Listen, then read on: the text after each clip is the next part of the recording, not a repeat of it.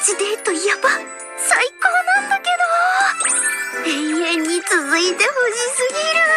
久しぶりに二人きりだし。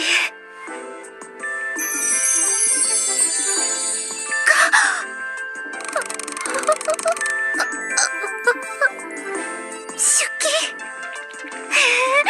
嘘待って、めっちゃ楽しい。そうはいかないなのです。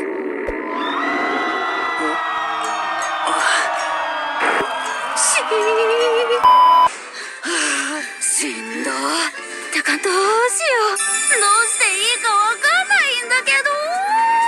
待って待って待って待って待って待って。めっちゃ可愛いじゃん。何？五条くんシャキ